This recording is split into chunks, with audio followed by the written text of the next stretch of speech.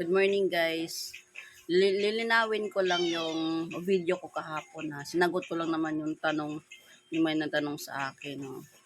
Anyways, nagtagay ako kagabi guys mag-isa. Pero ang aga ko nagising ngayon. Bakit ba ang aga ko nagising? Dapat tulog pa nga ako eh.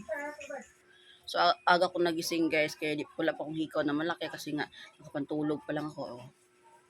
O, di ba? Nakapantulog pa lang, amos-amos pa lang. So anyways, linawin ko lang yung yung video ko kahapon na. So, hindi naman kami pinabayaan ng magulang ko na bakit ako nagtrabaho ng ganon, bakit ako na masura, bakit ako naglabandera. Kasi ganito guys, ako yung tipo ng anak na hindi talaga pala asa sa magulang, yung hindi talaga pala hingi. Yung ugali ko, namana ni CJ, yung panganay ko, hindi yan pala hingi sa akin guys, kung may siya, pero siyang kailangan. So, talaga siya, nagtatabi ng pera sa baon niya. So, parang ganon din ako, nung nag-high school ako, every same break, tuloy niya, same break ata ngayon.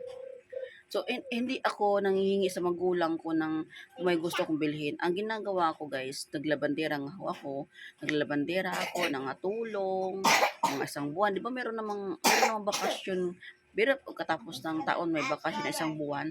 So, nangatulong ako niyan. Kung hindi namamasura, pag isang linggo na walang pasok, namamasura ako, naglabandera.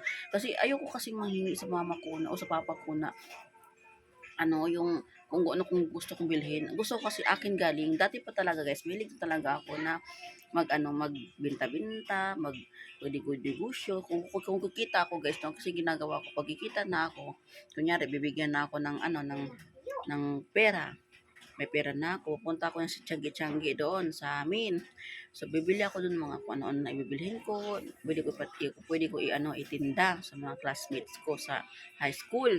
Alam niyo ng mga classmates ko na binibintahan ko sila ng eyebrow, binibintahan ko sila ng ipit, binibintahan ko sila ng mga berloloy, kung ano, chinilas, kung ano na lang, papautang, kung ano, alam nila yon.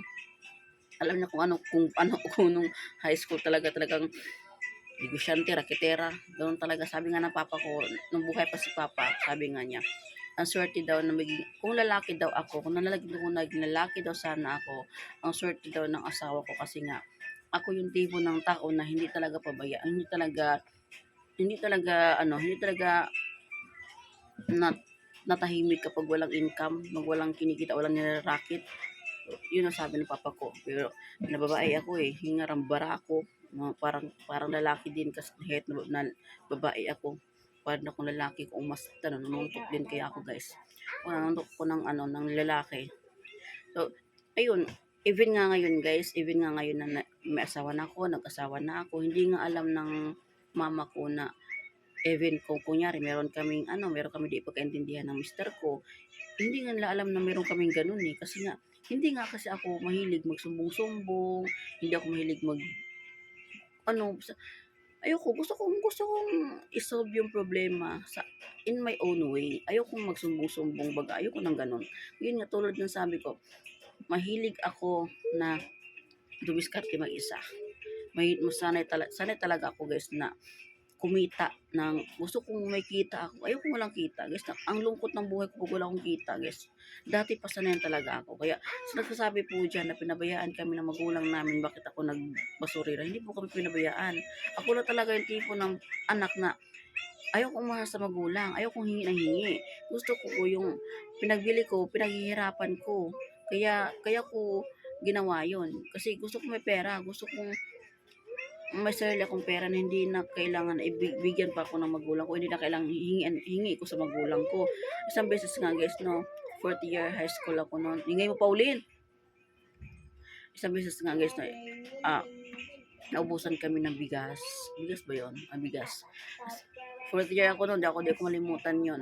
Nung yung mahilig kasi ako mag-alikansya talaga guys dati pa. Yung sa pulbo na Johnson, yun, naghuhulog-hulog ko doon. Tapos meron akong alikansya guys na malaki. Hindi alam ng mama ko yan. Kasi sa bahay kasi, bawat isa may kwarto kami. So, ang ganda ng kwarto ko guys dati. Nung dalaga pa lang ako, ang ganda ng kwarto ko. Pag napunta nga doon yung mga classmates ko, sabi nila, ang ganda ng kwarto mo. At romantic girl kasi tawag din sa akin nung high school pa ako. Ang ganda ng kwarto, magtambay siya sa kwarto ko. So meron akong alkansya doon.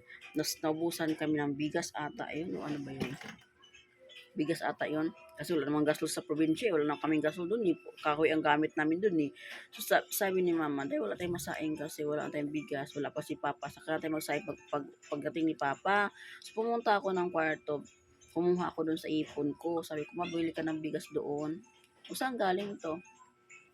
O syempre nag-iipon ako. Kasi sila mama at papa kasi guys, hindi sila ano sa akin pagbigay ng baon. Ang pamasahe kasi sa jeep guys, jeep kasi sasakyan namin papunta na sa school. 3 pesos lang naman kasi ang pamasahe dati. So sino diyan sa mga kung nakaapas ba, kumbaga sa Bisaya nakaapas na 3 pesos yung pamasahe sa jeep. So yun nga no, binigyan ko sila mama ng nag-ano ako ng isang alkansya ko kasi marami akong alkansya dati. Yung hiwa-hiwalay baga. Yung isang alkansya ko na pulbo na keto kalaki, binasag ko siya, hiniwa ko siya. So binigay ko kay mama, binili ng bigas. Aray ko, sakit, aray ko. Sakit. So ayun, hindi ko kami pinabayaan guys. So si mama kasi si papa, sa akin magbigay ng baon ng high school pa lang kasi 3 pesos nga lang yung pamasahe sa jeep. So ang bigay ni papa sa akin minsan 20, malaki ng 20 nun sa amin guys. Kasi siyempre 3 lang eh. Oh. Tapos minsan ililibre pa ako ng mga classmates ko, si Saysay, si Joy, ililibre pa nila ako ng merienda. So, yung 20 na yun, tsaka ililibre din nila ako ng pamasahe. Kasi, amin una, tas sasakyan ako ng jeep, sa unahan, kinasaysay na.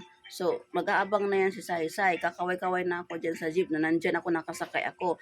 Pag may nakaway na ako, pag may nakita yung nakaway sa jeep, ako na yon. So, paparahin niya ang jeep. Tapos ngayon, ilibre niya ako sa masahe. So, libre pa masahe ko.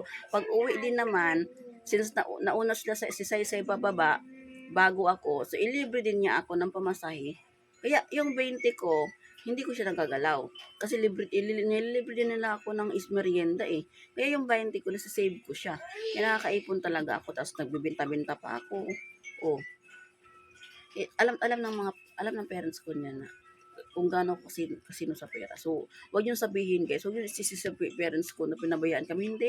Hindi kami pinabayaan. Bongga nga kami dati. O ako lang talaga yung tipo ng anak na gumagawa ng paraan paano ko kita. Ayaw ko kasi pala hingi. Ayaw ko talaga. Kahit tanongin mo yung mama ko, nandiyan naman ang mama ko, buhay pa yung mama ko, yung papa ko lang wala na. Kahit tanongin mo yan kung nanghingi-hingi ba ako. Even ngayon na may asawa at anak na ako, nang hingi-hingi ba ako sa kanila, wala.